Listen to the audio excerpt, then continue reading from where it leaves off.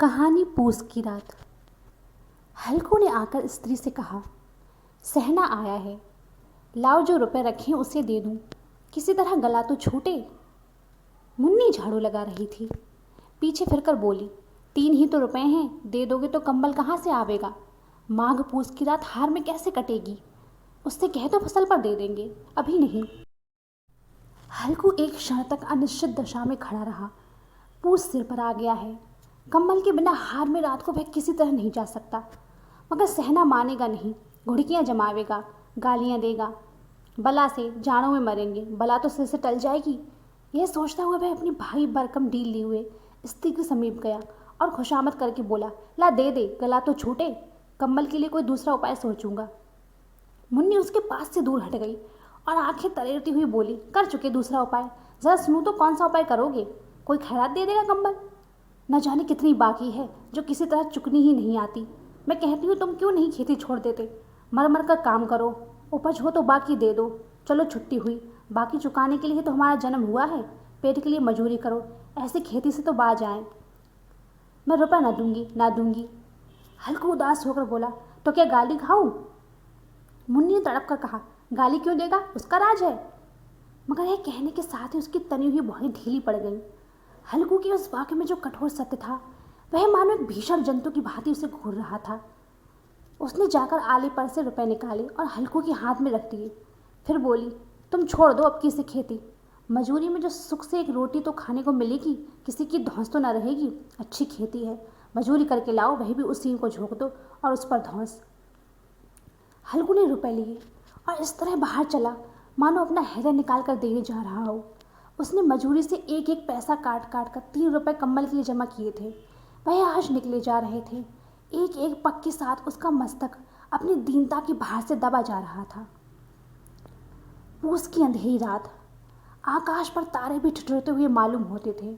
हल्कू अपने खेत के किनारे ऊख के पत्तों की एक छतरी के नीचे बांस के खटोले पर अपनी पुरानी गाड़ी की चादर ओढ़े पड़ा कांप रहा था। खाट के नीचे उसका संगी कुत्ता जबरा पेट में मुंह डाले सर्दी से कू कू कर रहा था।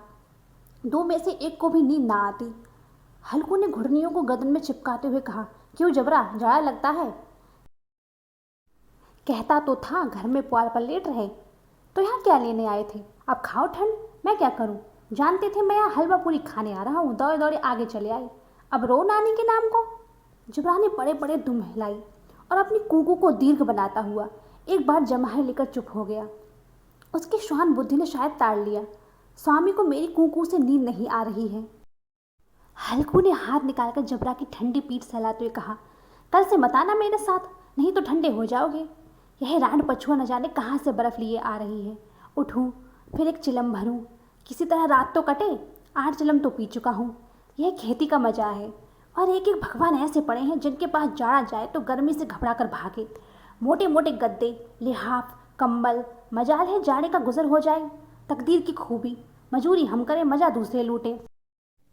हल्कू उठा, गड्ढे में से जरा सी आग निकालकर चिलम भरी। जबरा भी उठ बैठा। हल्कू ने चिलम पीते हुए कहा, पिएगा चिलम, जाड़ा तो क्या जाता है, जरा मन बदल जाता है। जबरा ने उसके मुंह की ओर प्रेम से छलकती हुई आंखों से देखा। हल्कू, आज और जाड़ा खा ले, कल से मैं यहाँ पुआल बिछा दूंगा, उसी में घुसकर बैठना, तब जाड़ा न लगेगा।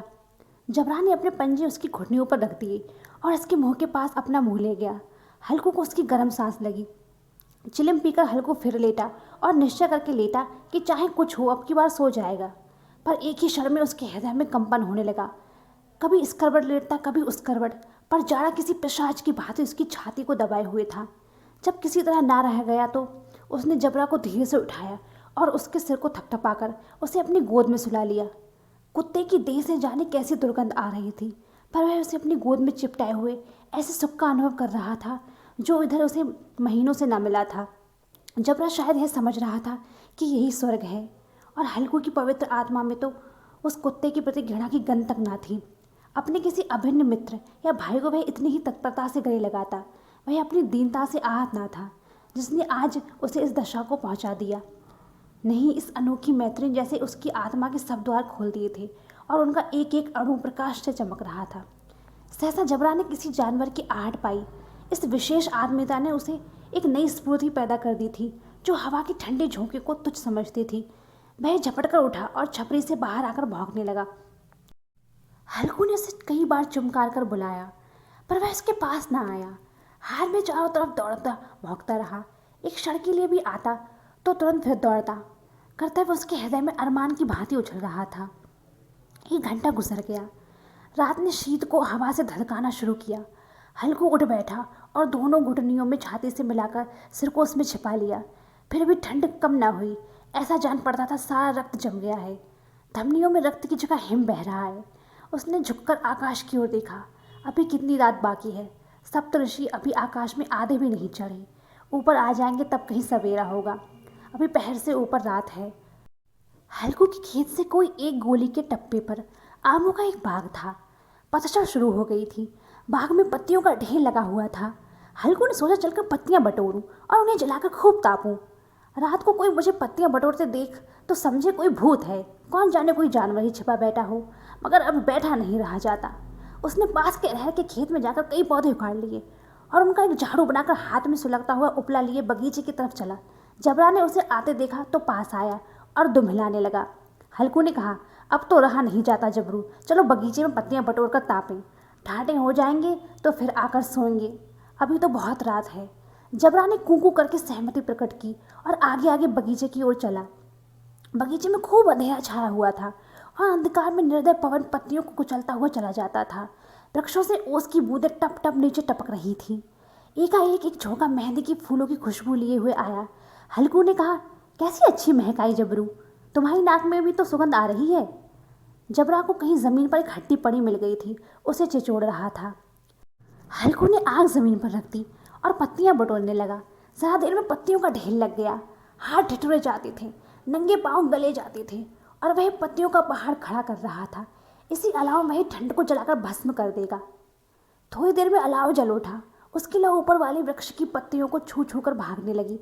उस अस्त्र प्रकाश में बगीचे के विशाल वृक्ष ऐसे मालूम होते थे मानो उस अथाह अंधकार को अपने सिरों पर संभाले हुए। अंधकार के उस अनंत सागर में यह प्रकाश एक नौका के समान हिलता मचलता हुआ जान पड़ता था। हल्कू अलाव के सामने बैठा आग ताप रहा था। एक क्षण में उसने दोहर उतारकर बगल में दबा ली, दोनों पांव फैला दिए, मारो ठंड को ललकार रहा हो। तेरे जी में आए सो कर। ठंड की असीम शक्ति पर विजय पाकर वह विजय गर्व को हृदय में छिपा ना सकता था। उसने जबरा से कहा, क्यों जब्बर, अब ठंड नहीं लग रही है? जब्बर ने कू कू करके मानो कहा, अब क्या ठंड लगती ही रहेगी? पहले से है उपाय न सूझा, नहीं तो इतनी ठंड क्यों खाते? जब्बर ने पूछ लाई। अच्छा आओ इस अलाव को कूद कर पार करें, देखें कौन निकल जाता है। अगर जल गए बच्चा तो मैं दवा ना करूँगा। जब्बर ने उस अग्नि राशि की ओर कातर नेत्रों से देखा। मुन्नी से कल ना कह देना, नहीं तो लड़ाई करेगी। यह कहता हुआ वह उछला और उस अलाव के ऊपर से साफ निकल गया। पैरों में जरा लपट लगी, पर वह कोई बात ना थी। जबरा आग के इर्द गिर्द घूमकर उसके पास खड़ा हुआ था। हल्कू ने कहा, चलो चलो, इसकी सही नहीं है, ऊपर से कूद कर आओ। फिर वह कूदा और अलाव के इस पार आ गया। पत्तियां जल चुकी थीं। बगीचे में अंधेरा छा गया था। राख के नीचे कुछ कुछ आग बाकी थी, जो हवा का झोंका आ जाने पर जरा जाग उठती थी, पर एक क्षण में फिर आंखें बंद कर लेती थी। हल्कू ने फिर चादर ओढ़ ली और गर्म राख के पास बैठा हुआ एक गीत गुनगुनाने लगा। उसके बदन में गर्मी आ गई थी, पर ज्यों ज्यों शीत बढ़ती जाती थी उसे आलस दबाए लेता था। जबरा जोर से भौंककर खेत की ओर भागा। हल्कू को ऐसा मालूम हुआ कि जानवरों का एक झुंड खेत में आया है। शायद नील गायों का झुंड था। वह अपनी जगह से ना हिला। उसने जोर से आवाज़ लगाई, लेहू लेहू लेहू। जबरा फिर उठा। जानवर खेत चर रहे थे। फसल तैयार है।